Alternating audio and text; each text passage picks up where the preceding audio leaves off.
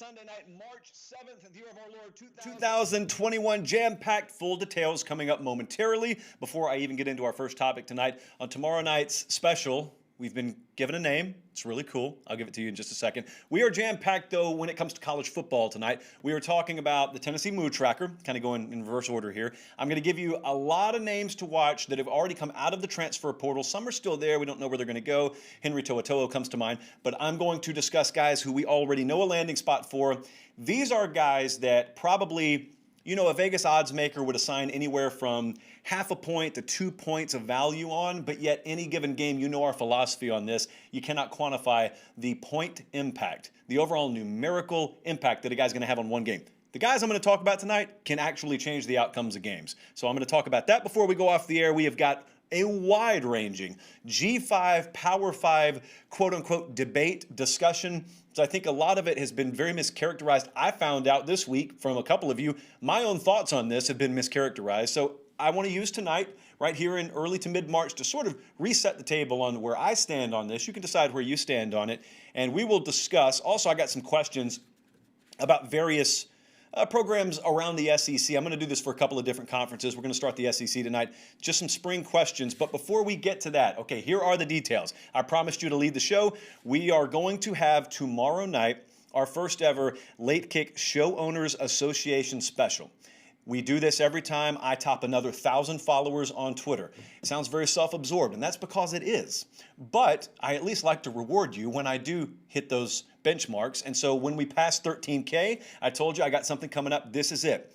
A lot of you entered your name into the lottery last week. I gave you multiple chances. Don't worry, if you didn't get your name in, you will be given plenty more opportunities as we hit those future benchmarks. But here's what's happening. Tomorrow night at 7 Eastern, 6 Central, we're going to record this. If you entered your name into the lottery, the moment we go off the air tonight, producer Jordan, who runs our podcast for Late Kick, he will send out an email. You will find out at that point, it's kind of like in the movie Deep Impact. You find out if you've got a slot to survive the asteroid or not. Not quite as consequential tonight, but you will find out if you get a shot, or get a slot rather, on this special. So tomorrow night, if you get the email, you'll get a Zoom invite. You will come, we will record it. Producer or director Colin will then dress it up for video, and we will debut that Wednesday on the 24/7 Sports YouTube channel. Producer Jordan on the podcast side of things will also dress it up, and we will debut it Wednesday on the podcast. So you'll get to listen to it or watch it wherever you are. This won't be a live product, but it's going to be by far the most interactive and I think the most fun thing that we've ever done so far on the show. We got a lot of these ideas. We just have to, you know, have some time, have some experience under our belt, get a little traction before we can put them in motion. But again, looking forward to that. Watch your email inboxes because you will get a link sent to you and a description for the way this is going to work as soon as we go off the air tonight.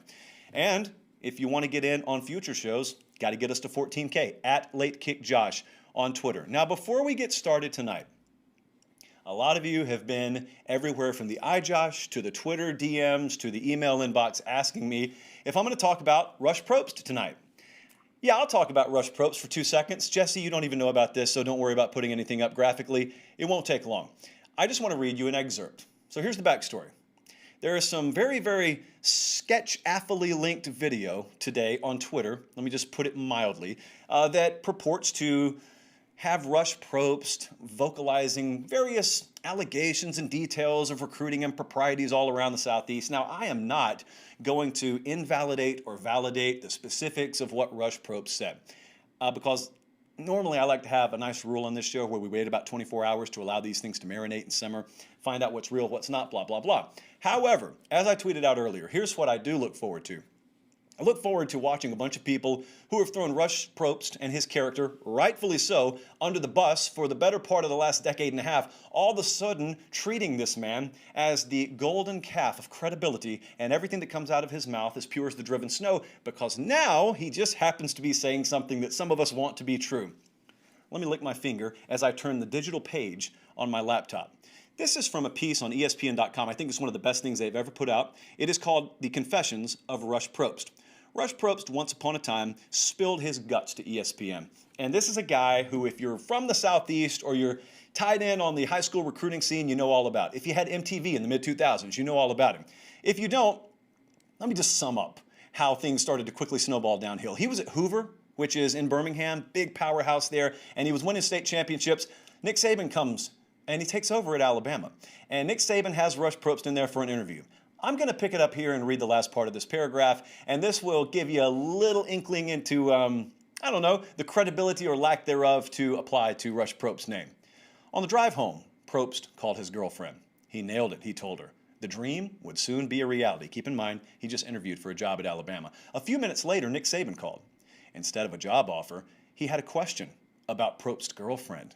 Probst, you see, was married to another woman with whom he had 3 children. Yet there were whispers he was leading a double life. 2 women, 2 sets of kids, 1 football coach. Somehow the rumors had spread all the way to the Alabama football office, and Saban wanted to know, was it true? Quote, following from Russ Probst. I couldn't lie, Probst says now, some 6 years later. I told him it was. It was all true. I knew it was. He pauses. Man, that was tough as... Good cut there, Jesse. So, as we are again propping up Russ Probst as a bastion of integrity over the next 24 hours, let's just remember who we're propping up. I'm going to wait back and I'm going to watch the rest of you rush in, and no pun intended, and we'll talk about this probably later in the week. As for tonight's show, let's dive in, shall we? I was looking at the inbox last week, and I was trying, based on a couple of your efforts, to be sucked into a G5 Power 5 debate. So I wanted to frame this up like this. The whole G5 Power 5 debate, what does it consist of? Because I think it's gotten a lot of minutia thrown in, and like it's so nebulous. The G5 Power 5 debate, what are we even talking about? So what is it? I'm asking you, actually, as I sort of, in a roundabout way, state what it is to me. What is the G5 Power 5 debate? The answer is, there isn't an easy answer, because there are so many layers to this. It's very complex. Very rarely are these sorts of overarching, broad, debatable issues in college football summed up in one sentence. So tonight, I realized, because I was going back and forth with a couple of people this last week, I don't even think my ideas on this have really been properly characterized. Maybe I've done a poor job of it. So, hey, luckily they give me shows every week to where I can correct any kind of mischaracterizations. But I want you to just identify your own stance, and I want you to think along with me as we go through this. What is your stance? When I just throw out this intentionally very broad statement of G5 versus Power 5, does it mean anything to you? If it does mean something to you, and judging by my inbox and interactions, most of you have some thought on this. What does it mean to you? So here's what I got drawn into. I was drawn into a debate between 2 people. It was on Twitter, and you guys were debating back and forth about Power 5, G5, and so someone was trashing G5 collectively, not even on a specific lane, just trashing G5 teams as being lesser than across the board. And so they thought I was going to agree with them. Well, I don't agree with that. And so I had to burst someone's bubble. But then I realized, wait a second, why did this person even think I was going to agree with that? And then it occurred to me that maybe there's a little bit of a stereotype about me when it comes to G5 programs that's not necessarily true. But the reason it's probably a semi-widely held stereotype about me is because I've given you some reason to think that, and I know where it came from. It came from my statements about the playoff in years past. So here's what I have done in the past.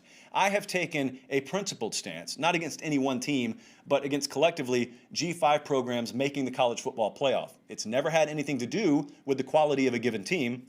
It's always been about what I believe to be, or should be rather, a prerequisite on the minimum baseline strength of schedule you should have to play to make the playoff.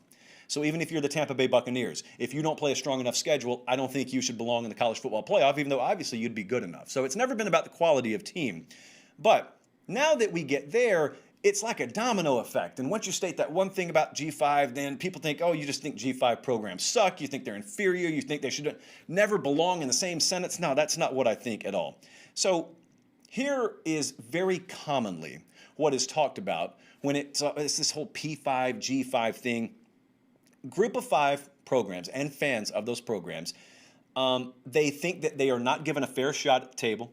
They think that if they were to only be given a chance, you know, the best team in any given year, if they were to be given a chance, if it's Central Florida or Memphis or Boise back in the day in the college football playoff, that they would make good on that, and they would then prove to the world rather that they belong. Okay, that's never been my stance, because I've never doubted that they could win in a one-game scenario. My whole beef, again, has been, what kind of challenge did you have to overcome to get there?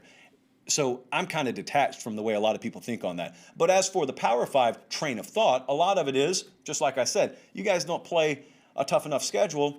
I got Texas A&M over here playing more top 20 programs in the span of a month than you may play in 5 years. Like, don't come to me with this. And so, I get both sides of the equation. But there are layers. And as a result of those layers, it's a very complex situation. So I just wanted to state some stuff that I believe, and you can let me know, because I tend to believe some of you are going to have agreement and disagreement with me on some of these points. So here's what is not new: this entire debate. Sometimes it's characterized as something that is a product of the college football playoff era. It's not a product of the college football playoff era. I was thinking today about my earliest recollection of this debate, this loose debate in college football, of someone playing a perceived inferior schedule in a lesser conference, and how do we draw that team in, and the quality of that team, how do we interpret it against the backdrop of major programs from the Big Ten and the SEC. And I took myself all the way back to 2003. It was one of the first college football games I ever went to in person, and that was North Carolina at Georgia Tech. Shout out Reggie Ball. And Tech won that day. That's inconsequential. But on the way home, the people I went with, we were listening to the radio, and scores are coming in from around the country. And TCU was making a run that year. TCU was ranked somewhere between 10 and 15 at the time. This was the year that we were going to have a split national championship. It was going to be LSU winning the BCS title. USC was in the mix. Oklahoma played for the BCS title. And so anyway, there was a push by some people to interject TCU, because they were undefeated, into that conversation. And I remember, I haven't even graduated high school at this point, and I remember already having a big conflict with that. Just ideologically, I had a big conflict with who I was watching LSU play and who I was watching Oklahoma play, and then who I was watching TCU play. At the time, I think they were in the Mountain West. And so they weren't in a Power 5, quote unquote, Power 5 conference yet. And so I remember having a debate with the person who was driving the vehicle that was taking us home. And I said, they shouldn't be involved in this conversation. And then he said, why not? All they can play is the schedule that they're presented, and they've beaten everyone on the schedule. That's all you can do. So even back then, that debate was prevalent. And before that, that was my first recollection of it. But I just wanted to go down some notes on here, and I wanted to tell you where I kind of ping pong around on this stuff.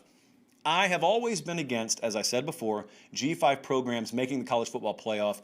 Again, I'm not going to rehash this much more. Has nothing to do with quality of team, has everything to do with lack of quality of schedule, by and large. I think there's a lot of double standards out there, too. For instance, like if I were to take Arkansas, like last year, Arkansas would have probably been power rated in the, 30 to 40 range. Let's just say 30 to 40 range on a Vegas power rating scale.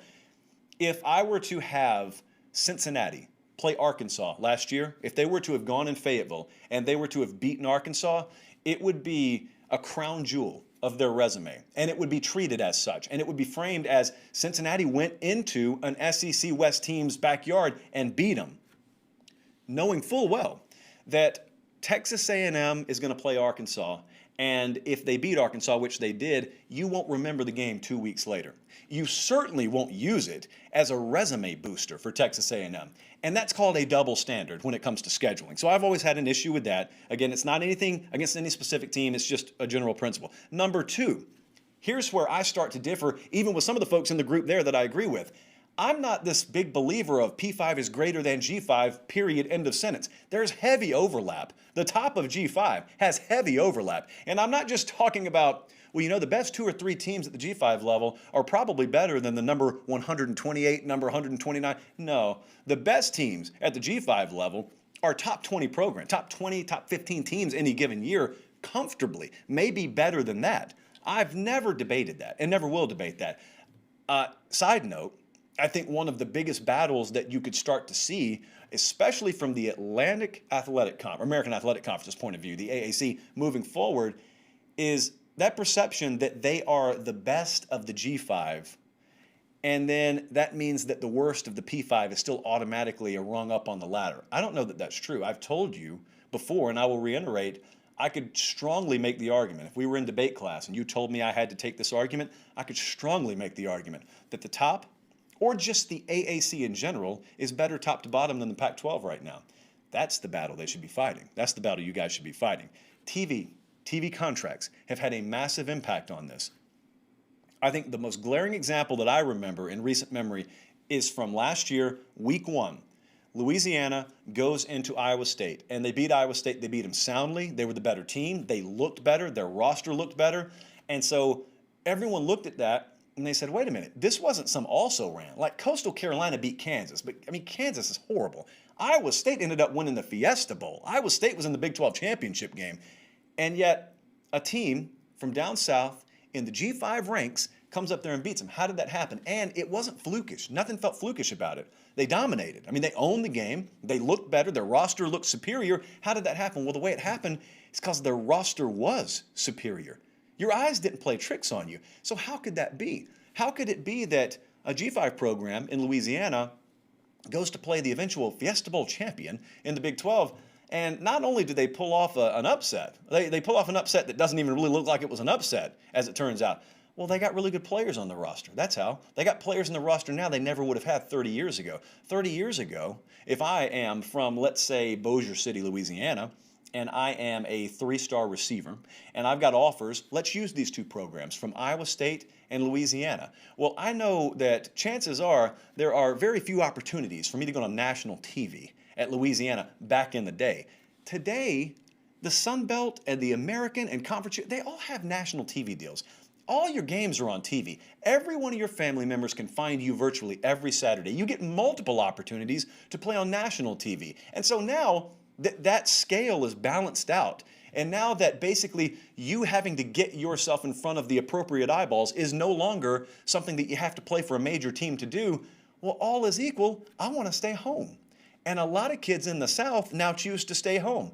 And guess where Central Florida is located? Guess where Louisiana is located? And Memphis and Houston. Guess where these programs are located? So they're just really beneficiaries right now and moving forward of the natural changes in Tennessee within the TV contract world that is bled down to what a roster looks like of the G5 level. And also, as I said, to wrap this up, the next perceptional battle is not, okay, well, how can we get Power 6 to trend? How can we get that idea to trend? You don't. You can talk about it all you want to. You can hashtag it all you want to. No one cares about that. Really, when brass tacks come around, no one cares about that. What you should do is you should invest a lot more time saying, hey, keep your Power 5 moniker. And I don't care who's got a TV deal with who, and I don't care what kind of representation you have at a table versus us. Look at our quality of product and look at the Pac-12. Forget just the top. Who's better, the 6th best team in the Pac-12 or the 6th best team in the American Athletic Conference?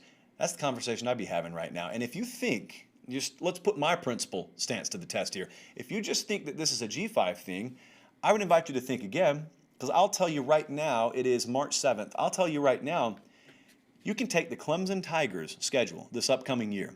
If they don't beat Georgia in week 1, I got to see how the season plays out, obviously, because unforeseen things can happen. Teams that I don't expect to be good could be good. But if it were to play out on paper like we would expect it to, there's a distinct possibility that I could be sitting at this desk come December. If Clemson loses week 1, their schedule, to my eyeballs, does not rise to the level of meeting that minimum baseline requirement. What I'm telling you is I could find myself making the exact same argument against Clemson making the playoff as I am right now about G5 programs making the playoff. I don't care. It's all about the standard, the schedule standard being met. And if you don't meet it, you don't meet it. That week 1 game, like Georgia can lose that game and still make the playoff. They'll have plenty of other chances. Clemson, for all we know, if the ACC doesn't collectively rise to the level it needs to, Clemson will probably still make it. Let's be real with each other. But it could be over my protest. Let me at least say that. So all I can control is what I think. So that gives you an idea of how many layers there are to this whole G5, Power 5 thing. It's not as simple as, oh, who's better and who's worse. That's not the way, at least in my mind, that's not the way this works. All right, let's move on because I got several more things I want to get to here. So spring football has arrived in some places. It's about to arrive in other places. I want to work my way around several conferences. I'm going to start with the SEC tonight. Some big spring questions. There is this fine balance in spring. I talk about this all the time, sort of in the summer, what I call preview magazine season, leading up to the start of the regular season. And it's when you start filling out sort of your mental bank of information. Spring football is really when we start to do it around here. And so, you start to learn the rosters. You start to learn some notable names, who transferred where, who declared for the draft, some depth chart stuff. Yeah, you start to formulate all that in your mind. What I want you to be careful of, and again, we're all about sounding very, very smart around the water cooler, and eventually maybe if you're about this sort of thing, winning some money on this in the fall, you got to be careful not to marry yourself to any of these opinions. That's why we don't throw out big, broad opinions in the spring or really even SEC Media Day or Big Ten Media Day season in the summer. There's nothing with which to be strongly opinionated on quite yet. You get into fall camp, you start getting whispers from people on the ground, well, then our tone changes around here a little bit. So be careful. I'm about to talk about a bunch of programs right now. You just got to be careful. Just take it, filter it properly, and put it in the back of your mind. Don't start making your preseason projections in the middle of March. At Georgia, let's start there. Going to be a lot of talk, as there should be, about JT Daniels, about the quarterback situation. I'm watching that too very intently. Let's not overthink the room here. That's going to ultimately decide whether Georgia wins the SEC East this year or not. There's going to be plenty of focus there. I will just tell you, because of the next facet of Georgia's team that I'm about to talk about, I don't doubt for a second that this year, this 2021 season, will be the strongest that Kirby Smart will have ever been predisposed to lighting a match under his offense. Part of that reason is because he probably thinks he's got the personnel to do it now, whereas he may not have felt totally comfortable with that in the past. Let me tell you the other part, though. I'm looking at a list here of experienced corners that Georgia has. The list is blank. There are none. There are some talented guys here, but with Tyreek Stevenson transferring out, who we're going to talk about later in the show, I'm looking at Keely Ringo, big-time name, no experience. Amir Speed, Nyland Green, Jalen Kimber, all these were big-time names. You're not on the field for Georgia if you weren't an elite recruit. None of them have any experience. And so what I'm looking at is I'm watching Georgia this fall, and I'm watching them play teams like Clemson, and I'm watching them obviously go through conference play in the SEC, and I am, I'm kind of rubbing the magic 8 ball right now, and I'm seeing some teams able to throw on them, and I'm seeing them potentially struggle to get off the field, some on third down. You're going to have to be able to score. Kirby Smart knows this. This is not something that's going to occur to him in like week 3 of the season. They know it right now. So you got a confluence of a couple of events. Number one, this should be, when they decided to crank it up a little bit offensively anyway. Finally got the quarterback they need, got a lot of receiver talent. But the second part is it's going to have to be done by necessity. They're going to have to score, probably going to have to score a little bit more than they're used to. Let's go and hop on I-20 and head west about 3 or 4 hours, and let's go to Tuscaloosa. Wide receiver and offensive line is what we here are paying very, very close attention to with Alabama. I want you to imagine something, because you can't imagine this with any other team. There's no other program out there, don't care who it is, where you're changing quarterbacks and you're losing guys like Jalen Waddle and Devontae Smith, Najee Harris, Mac Jones, not to mention multiple starters on the offensive line and replacing an offensive coordinator, and yet still looking at that team and saying, yeah, but I'll probably start them number 1 in the country anyway. Yeah, they'll still be the preseason favorite in the best conference in America anyway. It's kind of second nature now with Alabama. It's amazing the thoroughness which that machine operates now, to where you can just kind of think like that and you're not even alone thinking that way. So they'll still be the assumed number 1 here. John Mechie is a guy who they're going to obviously look to kind of step up, because now over the span of 2 years, forget just 1 year, over 2 years now, yeah, you've seen Jalen Waddle leave, you've seen Devontae Smith leave, you've also seen Ruggs, and you've seen Jerry Jeudy leave. Like, that's a lot of talent that's headed out here over the span of 24 months. And you've now said goodbye to Mac Jones. So there's not a lot of doubt in Tuscaloosa about whether Bryce Young can get the job done. I don't think there's nearly as much debate, let's say, in the quarterback competition as will be manufactured over the offseason. It's Bryce Young's job. Like, there'll be a lot of dust created over the summer. It's going to be Bryce Young's job, barring injury, of course. But some of these names, like Bama players and fans, they know the names like Xavier Williams, Ty Jones-Bell. I was really looking forward to Javon Baker last year. Didn't get on the field quite as much as we thought he would. But then they got all these newcomers coming in. 3 of these dudes, the ones I'm about to mention, they're on campus for spring ball. Ja'Cory Brooks, Aggie A. Hall, Christian Leary, they're all on campus this spring. So the part A there is, how many of those guys who have waited their turn are ready to be legitimate studs, which is what you have to be to play wide receiver for Alabama, or how many of these new guys are immediately ready to jump into starting jobs? But I say all that with the backdrop being offensive line, which is also just kind of assumed at Alabama right now. But they lost Deontay Brown, they lost Landon Dickerson, and they lost Alex Leatherwood. They just landed the top 2 tackles in the country. That's good. They may need them. They've got really good depth there. That's good. Thus far, it's unproven. Again, these are questions we've learned not to really ask or worry about a whole lot about when it comes to Alabama, but that's what God created spring football for. At Auburn, Bo Nix. Bo Nix. When I say that, what comes to mind? probably an overthrow by about 12 yards, probably terrible footwork, probably 3rd and 17. That's probably what comes to mind when I say Bo Nix right now. It's been such a strange career because I'm still adamant that Bo Nix, if Lincoln Riley, just to pick a name out of the air that's good at developing quarterbacks, if Lincoln Riley were to have come into Alabama and recruited Bo Nix and landed him, I think Bo Nix would be a star quarterback at Oklahoma. Because in terms of physical traits, I think he's got everything you need. I think he went into a terrible situation, a horribly ill-equipped program at that point under Gus Malzahn to develop his skill set. And so now, physically, like, his game has been a mess. It's been totally inconsistent. Mentally, he's been totally inconsistent. And so now, the big question with him is, how much do you have to deprogram him? How much do you have to rewire him? Because if he was a true freshman, it'd be one thing. Like, I think Harsin and Bobo would probably almost rather inherit true freshman Bo Nix, because, yeah, he'd be a lump of Play-Doh, but at least you could start to mold it immediately. Right now, you got to demold it from what it has been and then go to work on remolding it. And they lose Seth Williams, they lose Schwartz, they lose Eli Stove there. So a lot of the dependable factors that he had out wide to lean on, they're gone. Tank Bigsby's back in the backfield, but I wonder over the course of spring, and they'll start to get a feel for it as a coaching staff too, like, what are they really dealing with Bo Nix? Is this a guy who you can just take one brush of the eraser and wipe the slate clean? Or is it something where when you get to the end of spring, you're only just scratching the surface of kind of getting him set mentally? And at that point, I mean, like, you don't have a whole lot of time left. You're going to have some off-season stuff you can't really legally participate in, and then you got fall camp. And at that point, you got to be installing. Like, you got to be ready to play games by then. How about LSU? I wrote defense. Not even one position, not even one person. I'm just watching defense for LSU. I'll first be watching what impact there is when guys on defense finally have a coordinator they actually, want to play for. That's always nice to have in your back pocket. So Durante Jones is the new DC there, for those of you unfamiliar. He's come in. He replaces Bo Pelini. There is a theory on returning starters out there, a couple of them actually. Some people love returning starters as this blanket stat, and they don't really care what the production was the year before. Other folks like to have a bunch of returning starters if they're coming back from a team that was good.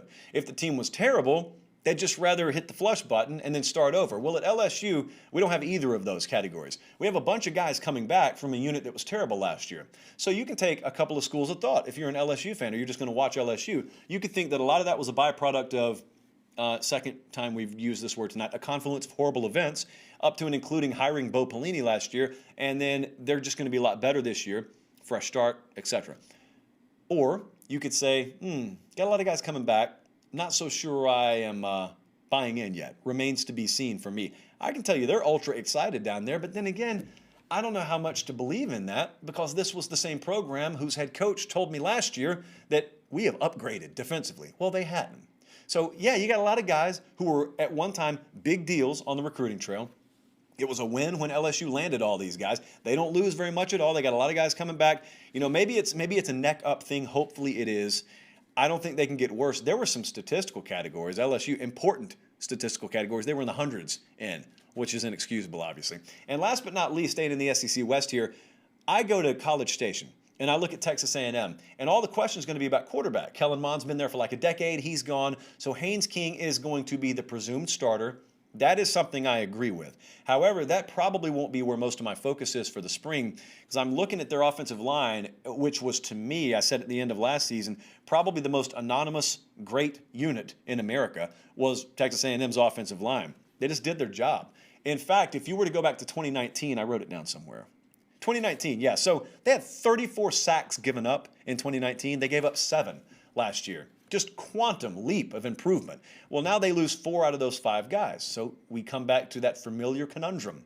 Returning starters, how much do they matter? Well, you're losing a bunch of starters off a really good unit here. So for all the talk, validly so, that will be put out there over the offseason about Haynes King, man, keep a close eye on those practice reports out of College Station about this offensive line, because that ultimately is going to determine probably the difference between what Haynes King even has a shot to do this year, and as a default, what Texas A&M has a shot to do. We're going to do that about a bunch of conferences. That was just some kind of hop, skip, and a jump around the SEC tonight. Spring football is a great time of year. Transfers are going to play a big role in this. A lot of you have been talking my ear off about the transfer portal. It has been one of the most consistently high-performing search terms on 247sports.com. Anytime we've put out a transfer portal video, it's done great numbers on the YouTube channel. So you stack the channel. You stack the show. We're talking about him again. I want to get a little bit deeper, though, and be a little more specific tonight. Several impact transfers that are going to matter not only in spring, but obviously this upcoming season. We are emphasizing this big time, I think for obvious reasons, but there is a distinction I want to make here, and this is going to be a theme all throughout the season. If you're a first-time viewer of the show, as Jesse shows you a lot of the key transfers for the upcoming season, there is a distinction between true value and odds maker value. So I'm looking at this list right now. Let's take DeMarcus Bowman, running back, transferred from Clemson to Florida. He's the first guy I'm going to cover anyway. So DeMarcus Bowman, if I were to ask an odds maker, how many points is DeMarcus Bowman worth? They wouldn't even tell you he's worth 1 point in a game. But yet DeMarcus Bowman in any given game could be worth 10 to 14 points. He could impact a game in that manner, is what I'm saying. An odds maker would never assign him 7 to 10 points of value, but he could be worth that in a given game. And the reason I bring that up is because that's why these transfers are so important. There could be given games this fall where one or multiple of the names on that list you just saw actually determine the outcome. Change a W or a loss to a W, or a W to a loss because you lost that guy. Transfer portal giveth, transfer portal taketh away. So DeMarcus Bowman is the first name I want to touch on. Florida's got a pretty loaded running back room. Like if you just look at it on paper, and they need it, by the way. They shift to Emory Jones as their quarterback this year. He himself is a threat with his legs. But if you look at their running back room, you may think for a second, oh, I see Pierce, I see Davis there, I see Wright, and now we're adding DeMarcus Bowman. Where are all these carries going to come from? Number one, never worry about having too many riches at any position, much less running back. Number two, Dan Mullen's already talked about this at some points this spring, talking about a lot more maybe two-back sets this fall, which is to be expected because you do not have Kyle Trask anymore. You do not have guys like Kyle Pitts on the field anymore, Kadarius Toney, guys you never wanted to take off the field. Well, now it'll be a different looking offense this year, probably one familiar if you've watched Dan Mullen for a long time. But DeMarcus Bowman, when you talk about skill set, like overall package, could have the best out of anybody in that running back room, but at the very least, you need the depth at running back because of the slightly different style of offense they'll run this year. So keep an eye on DeMarcus Bowman, which you already were going to. He was our number 2 rated transfer per the 24/7 Sports transfer portal rankings. Mackenzie Milton, probably the most fascinating name on this list. You remember him a couple of years ago. He was the quarterback at Central Florida, got the injury. He was kind of glossed over because he's rehabbing, so he's kind of out of sight, out of mind. I hate that it has to be that way, but it was. So as Dylan Gabriel stepped in, Mackenzie Milton goes in the transfer portal. He lands at Florida State. And so you always have that thing in the back of your mind. Anytime a guy's been injured, you have that thing where damaged goods, man, I don't know. Yeah, the name I remember, but when I look at the player, am I going to remember the player? Well, I've listened really close to Mike Norvell and some people out of Florida State when they've talked about him.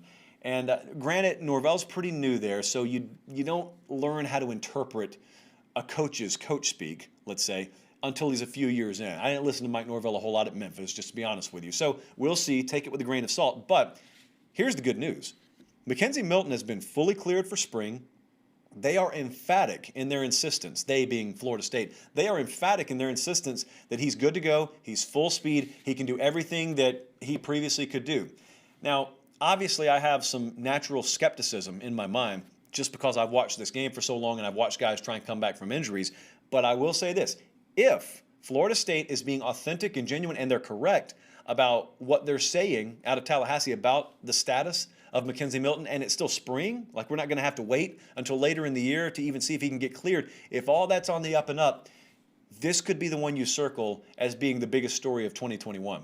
Because if he is like what he used to be, if he's that product, he's going to make an immediate impact on the field for Florida State. I don't care who else you have on the quarterback depth chart. Mackenzie Milton, in his old form, is as good as anyone they'd have there. And so that could, in turn, be something that sparks Florida State. Just something to watch. How about Wan'Dale Robinson? Wan'Dale Robinson, so we've got him ranked as the top receiver in the transfer portal. Wan'Dale Robinson was Nebraska's best offensive player before he decided to transfer and come closer to home. This is the kind of stuff that's going to happen in the portal. Like if you just geographically happen to be positioned in the right place like Kentucky is, Wan'Dale Robinson decides, I want to go closer to home, I'm a Wildcat. And this is very big. So not only do you just take a team's best offensive player, that's my opinion, by the way. It's not that we had him rated there necessarily. But number two, remember, they're installing everything new offensively at Kentucky. Missouri and Kentucky are not typically programs that are talked about a whole lot. In fact, I didn't even touch on them in the SEC spring segment we just did.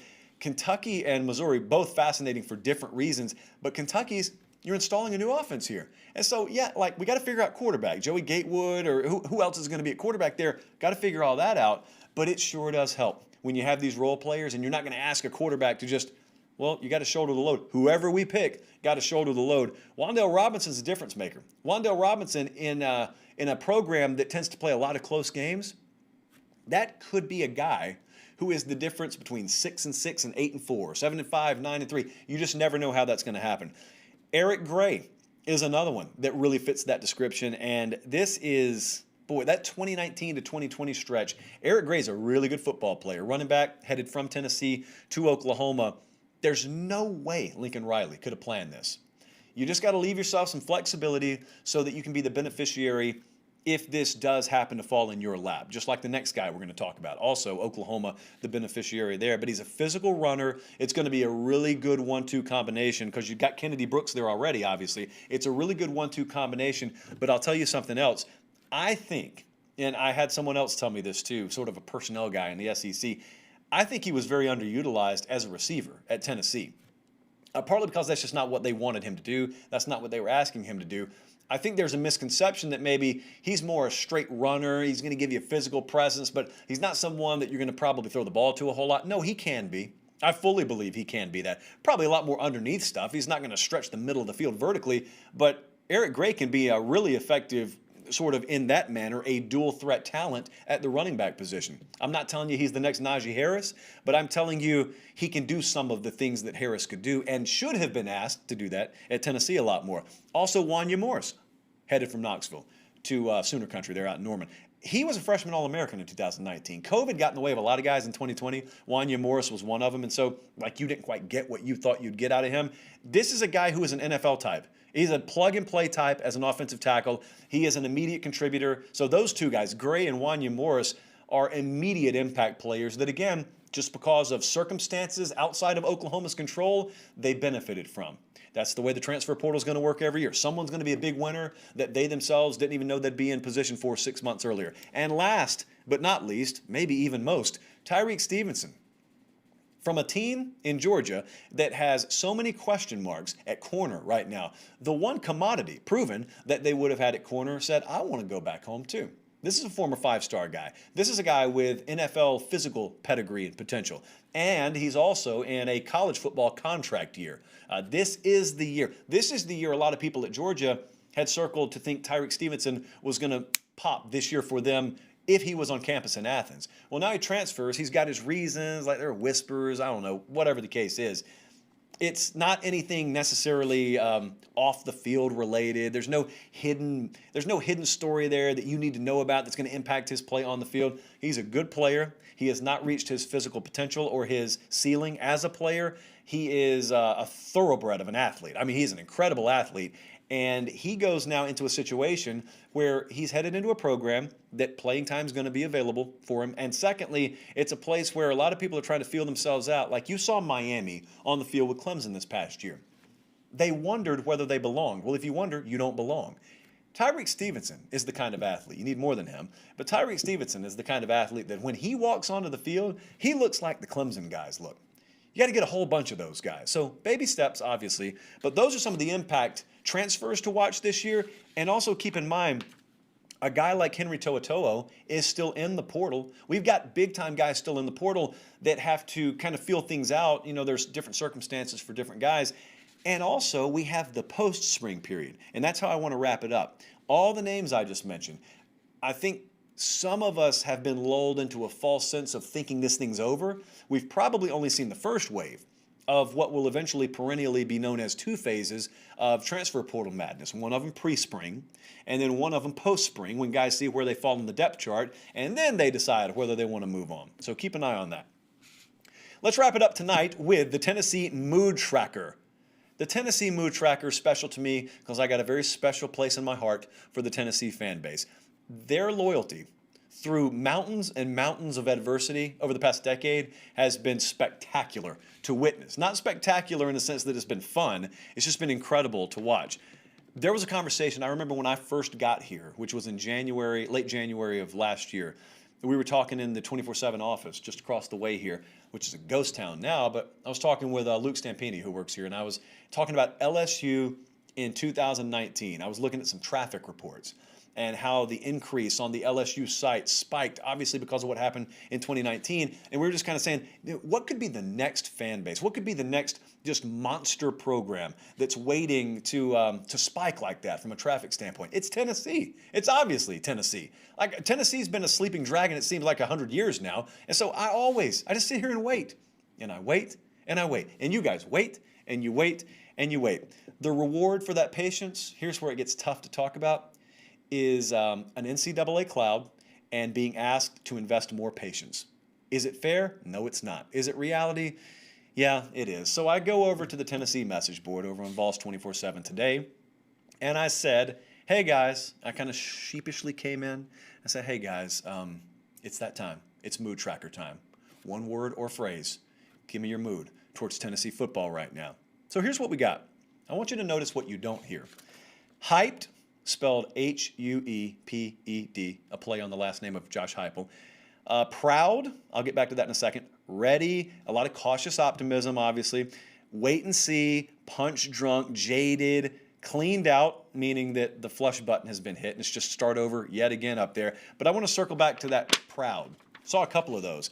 The pride is in the idea right now that everyone associated with Tennessee football wants to be at Tennessee. No one's stuck around there because of the fringe benefits that you get for being on the Tennessee roster right now or being a coach at Tennessee. It's bare bones there right now. And there's a lot of uncertainty. So you can rest assured and bet your bottom dollar, anybody there wants to be there. That's a source of pride, obviously. But then the second part is you got to either be one of two things right now. In college football, you got to be good or you at least got to be fun to watch. Tennessee was bad and boring under Jeremy Pruitt. That's just a terrible combination. And yet still everyone perseveres. Fan base is still there. They keep running. You feel like you just ran a marathon and you're pouring sweat and the meter says you just went 26.2 miles or however long that is, but then you look down and you were on a treadmill the entire time. You haven't gone a foot further than you were before you started. And so you're bent over, hands on knees, and and then you look up. And then you say, all right, well, we've come this far. Let's just keep going. But remember when I told you, notice what you didn't hear. Out of all these moods that I was given from Tennessee fans, no one said they were done, which a lot of you probably would be. Like if you've watched Tennessee voyeuristically, if you've watched from a distance, I guarantee you at some point you've said, how do these people put up with this? Like how do they continue year after year after year to underachieve relative to the potential of this program? And the answer is loyalty. That's the reason why I talk about Tennessee a lot on this show. It's because we get a lot of viewers when I talk about Tennessee. That's loyalty. They're not good right now. There's a difference. When you talk about Alabama, you talk about Ohio State, you're going to get a certain portion of folks who watch those videos just because they're good and they matter and they're nationally relevant. Tennessee is none of those right now. And yet the fan base is still there, which obviously leads someone like me to ask, what would it be like if they were good? It's been a generation, by the way. I'm talking national relevance, not going 9-4. National relevance at Tennessee is something in concept form that's so old, if you're about to be a recruit in high school, you don't remember it. I mean, mid-2000s, that's the last time Tennessee would have really been nationally relevant. Well, it's 2021 right now. Like if you're about to be a senior in high school, what were you? You were 2 years old, 3 years old at the time that Tennessee was last nationally relevant, and still they're there. And so what did they need to nail right now? Well, what they needed to nail was the hire, but not the head coaching hire. Like that, we can get around to in just a second. They had to nail the athletic director hire. So there's a lot of excitement at the very least that they nailed the athletic director hire in Danny White. Because here's what hasn't been wrong at Tennessee. They haven't had bad luck.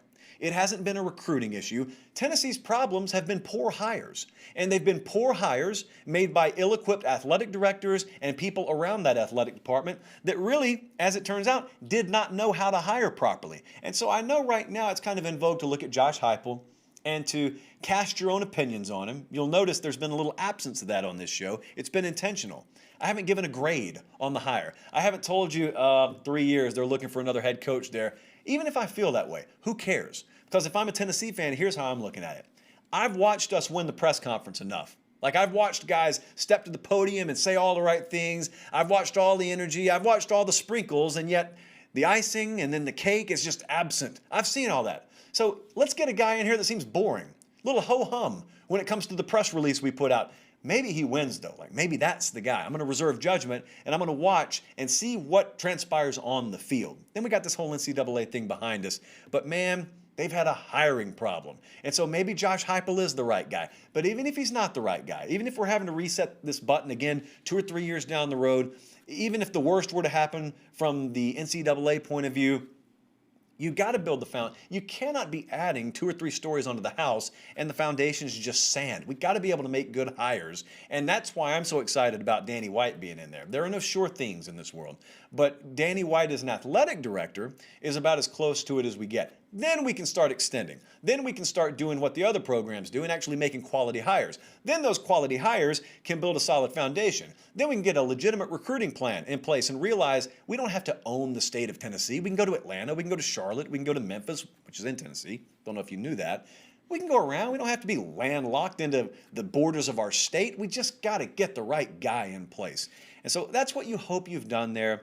But you know what? Like, it's not going to play itself out in year 1. It's not going to play itself out probably in year 2. We're looking at the composite right now, and Jesse's showing you a lot of things that scream graphically the same message. It's going to take a little while. Wish I had other news. I don't, but this is a mood tracker segment. And as long as there's still a little optimism in the mood of Tennessee fans, then they're still the same folks that I've come to know them as, which is fiercely loyal. Maybe you could argue to a fault over the last decade, but fiercely loyal. So that's the Tennessee Mood Tracker. And that's our show for tonight. Remember, right as we go off the air here, producer Jordan on the podcast side of things will be sending out a notification if we selected your name in the lottery for tomorrow night's Late Kick Show Owners Association Zoom special. You will get notified, and then you'll have 24 hours to get your affairs in order before you need to clear your schedule for tomorrow night. That will be up on the channel Wednesday night. It will be in the podcast feed Wednesday at some point. So look forward to that. Look forward to interacting with you guys and seeing some of your beautiful faces, by the way. Make sure you follow me on Twitter at LateKickJosh for all the things that we can't get to on the show. And do me a favor and like the video if you haven't already on your way out. For Director Emeritus Colin on the Nashville side of things, Jesse and company on the Connecticut side of things, thank you so much for letting us do what we get to do, believe it or not, for a living here. I'm Josh Pate. Have yourselves a great start to your week. We'll see you next time. God bless.